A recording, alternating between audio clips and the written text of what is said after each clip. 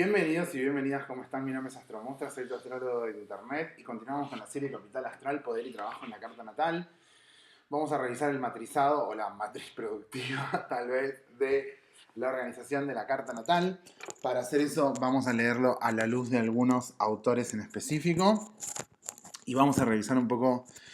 todo desde la perspectiva de la astrología tradicional, así que les recomiendo que busquen el video de introducción.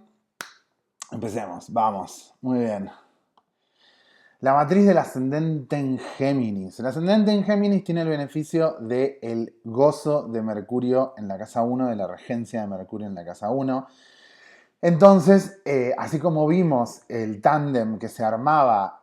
a partir de planetas con regencia de Venus en las posiciones tensas o las posiciones complejas para los domicilios tradicionales, vamos a ver ahora un cambio radical sobre esta percepción del ascendente en Géminis, pero también como algunos lugares críticos para la carta, al ser Géminis un planeta que no era ni benéfico ni maléfico, era intercambiable, ¿sí? Tenía una transición intercambiable y esto generaba sospechas en particular en la antigüedad, así que Géminis podía ser relativamente problemático. En la casa 2, que remite a Cáncer, se ubica la Luna en un buen domicilio y en la casa 3 se ubica Leo con Saturno nuevamente puesto de esta forma, indicando de alguna manera la prudencia para el ascendente en Géminis de lo dificultoso y lo desafiante que puede significar la comunicación. Ustedes saben que hay todo un prejuicio sobre Géminis y la comunicación a la hora de decir de que a Géminis le encanta hablar o que a Géminis le encanta decir lo que piensa o charlar con los otros, cuando en particular sabemos que el ascendente en Géminis presenta un verdadero desafío de poder llegar a sentirme asimilado por los otros, por la demanda del otro, por el espacio que el otro ocupa, y en la casa tercera, que sería de la comunicación, al estar el yo, al estar el ego, al estar Leo, eligen poner a Saturno. Sabemos que Saturno, en particular en Leo, para la astrología tradicional representa un tipo de detrimento. Entonces, recuerda acá la prudencia a la hora de emplear la palabra y la idea de que tal vez un ascendente en Géminis desarrolle a lo largo de su vida algún tipo de trabajo donde se utilice el capital simbólico, el capital intelectual, el capital simbólico. Nosotros podemos distinguir acá en las dimensiones del capital que el fuego tiene mucho que ver con el capital simbólico, con aprender, con producir información rápido. Mientras que el aire también tal vez tenga algo más que ver con el capital social del individuo. Esto está en mi libro Astrología para hacer la revolución. Así que aparece acá este rasgo significativo. Sin embargo, en la casa cuarta, también un signo mutable, se vuelve a ubicar a Júpiter en la casa cuarta, diciendo que de alguna manera esa demanda intelectual produce, por ejemplo, algún tiempo de recogimiento, de guardarme, de la necesidad de tener que tener mi espacio, mi tiempo y mis rutinas, y que sería beneficioso para el ascendente en Géminis tener ese espacio de resguardo personal, que la casa cuarta tenga a Júpiter por posición ideal en esta estructura de gozos y de planetas. Plantea también el aforismo este de que al ascendente en Géminis le gusta recluirse, guardarse, resguardarse y cada tanto tener un tiempo para poder procesar para poder desempaquetar y procesar la información que recibe. En la casa quinta, en Libra, se ubica Marte, invitando de alguna manera también a esta noción de detrimento y a un aforismo muy antiguo que se le suele asignar al ascendente en Géminis, de que al ascendente en Géminis le cuesta disfrutar, le cuesta entrar en acción para poder disfrutar, y esto llevaba a un montón de aforismos fatales a lo largo de la historia, de lo que he leído del ascendente en Géminis, como que a veces relativiza demasiado las emociones y no entra en acción del todo con respecto a su placer, que tiene algunas contradicciones, y esto también tiene que ver si el ascendente es de aire, que la casa quinta, o sea, la casa de fuego de aire en Géminis, la casa quinta que sería de Leo, está en Libra, nuevamente ahí plantea esta idea de ¿es mi deseo o es el deseo del otro? ¿Entro en acción por mí o entro en acción por el otro? Indicando para esta lectura tradicional la dificultad de que Marte esté ubicado de esta forma o el detrimento de la casa quinta de la casa de fuego. Que esto de todas maneras no es obligatorio, pero yo entiendo muchas veces que por cómo se maneja el elemento del aire en las cartas natales, a veces necesitamos que quedarme tranquilo que el otro no me oprime o que el otro está ok con que yo avance con mi deseo. Entonces a veces el ascendente en Géminis un poco la hace medio laberíntica a la situación, como está todo ok, o se siente violento que yo vaya a perseguir mi deseo y tenga que desconectar de todos ustedes sí o sí porque no aguanto más esta situación, digamos, ¿no? Como que hay ahí una cosa a negociar aérea bastante importante y para esta percepción tradicional la casa quinta está marcada con Libra, por decirlo de alguna forma, con un Marte en detrimento, ¿sí? En la casa sexta, que sería, en este caso en particular, que sería Escorpio, en la casa sexta se ubica el Sol, ¿sí? O sea, una persona de Escorpio con ascendente en Géminis tendría el Sol en la casa sexta, planteando de alguna manera, al tener esto una regencia de Marte, un tipo de correspondencia con Mercurio como gozo del ascendente expresivo y también pensando de alguna forma la función de Marte en la sexta, o sea, de Escorpio en la sexta y el Sol puesto ahí, de que la expresión del individuo a través de algunas rutinas o constancias necesita de alguna manera un carácter transformativo dando este antiquísimo aforismo de que el ascendente en Géminis es camaleónico, que siempre está cambiando o que siempre está mutando, ya no solo por la naturaleza mercurial del ascendente en Géminis, sino porque en esta hipótesis, esta casa sexta con espacio para el Sol, en Escorpio hablaría algo de esa tendencia a mutar en lo solar también, digamos, ¿no? Que el ascendente en Géminis cada tanto invitaría al Sol a dar ese paso escorpiano transformativo o ese paso de consumo de la energía y de movimiento de la energía. Y también algunos aforismos de que el ascendente en Géminis sea demasiado servicial. Al caer Escorpio en la sexta, a veces queda, digamos, como demasiado de la ambición y del deseo volcado sobre el servicio para los otros. En la casa séptima, que tiene ya una regencia natural de Venus, pone a Venus, pone a Venus en Sagitario. Sagitario no es un lugar especialmente ni bueno ni malo para Venus, y de alguna manera recomendaría o señalaría esta idea de que Venus en Sagitario tiene una correspondencia interesante para la carta al estar de alguna manera como gestionando muy bien la atención que me dan los otros y que recibo de parte de los otros, gestionándola muy bien con mucha astucia y dando mucha habilidad para hacer amigos y para hacer contactos o para hacer vínculos o para estar para la demanda de los otros. En la casa octava pone en Capricornio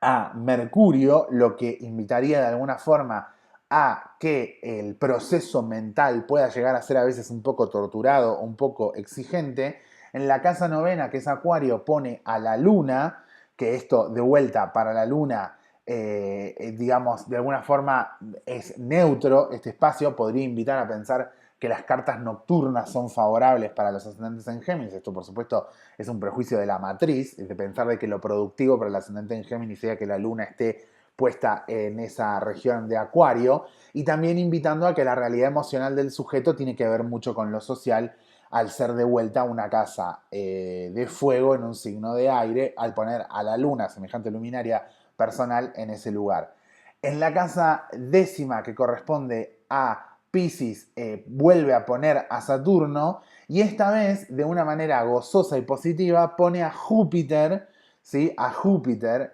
en Aries en la casa onceava, que sí es el gozo de Júpiter, señalando nuevamente esta idea de que la casa onceava, gozando de que Júpiter esté ahí, ¿no? Si cualquier, digamos, en todas las cartas para la astrología tradicional, que Júpiter esté en la 11 es el gozo de Júpiter, es el apogeo de Júpiter, es la expresión más nutritiva y luminosa de Júpiter en ese ángulo, indicando que de alguna manera la construcción de mi individualidad y mi participación con los otros es lo como, sobre todo el intercambio de conocimiento o la capacidad de relacionarme con las instituciones, como puede pensarse Júpiter. En ese caso, podríamos pensar que ahí tendría como un carácter de acción, un carácter de libertad, cierto entendimiento para el ascendente en Géminis, que es doble, que es la dupla, que es lo vincular y que es lo que se intercambia, que cada tanto recuerde su individualidad, sus propios valores, cómo entra y sale de los grupos, que no pierda su identidad, que tenga sus principios y sus batallas, y etcétera. Y por último, en la casa doceava, que cae en Tauro, pone a Venus, pone a Marte, ¿sí? A Marte en Tauro. En este caso en particular, Marte está en detrimento en el espacio de Tauro, indicando que de alguna manera tal vez la parte más dificultosa para el ascendente en Géminis sea esa gestión de las ganas y de la constancia, ¿no? Pidiéndole que ponga a Marte en la casa 12 para que de alguna manera trabaje con mucha dirección y con mucha constancia y no flaquee, no suba y baje. Con esta idea, lo que podríamos pensar con esta configuración de dónde pone lo ideal, dónde pone lo positivo, dónde pone lo negativo, la astrología tradicional y el elemento tradicional de cómo se ubican los planetas, podríamos pensar que el ascendente en Géminis es sumamente eficiente para resolver problemas para los otros, pero que hay todo un desafío de aprendizaje personal para resolver problemas para sí mismo. Y que en esa gestión de contradicciones tiene que cuidar y aprender a nombrar y cuidarse mucho, tener una tarea de cuidado al tener en lugares tan fundamentales de las casas de fuego planetas en estas posiciones, digamos, ¿no? O sea, Mercurio en el ascendente, Marte en Libra y la Luna en Acuario, ¿no? Como pidiendo todo ese extremo de cuidado, de prudencia, de mesura, de no prometer demasiado, de no saltar demasiado por los otros y tener como ese entendimiento bien claro sobre yo y los otros. Me gustaría citar un fragmentito muy corto de Jameson sobre, eh, sobre el asunto de... Es un poco compleja la cita, ténganme paciencia, ¿sí? Pero vamos a citar una especie de crítica, de conclusión crítica que hace sobre la posición del capitalismo y la cultura, de cómo se adquiere la cultura y la relación con los otros, ¿sí? En el mundo completamente construido del capitalismo avanzado en el que la naturaleza ha sido finalmente abolida y en el que la praxis humana, en la forma degradada de información, manipulación y cosificación, ha penetrado en la más antigua esfera autónoma de la cultura, incluso en el inconsciente mismo, la utopía de la renovación de la percepción no tiene cabida alguna. Por decirlo cruda y brevemente, no está claro por qué en un entorno de puras imágenes y simulacros publicitarios habríamos de querer afilar y renovar nuestra percepción de estas cosas. ¿Podrá concebirse alguna otra función para la cultura de nuestro tiempo?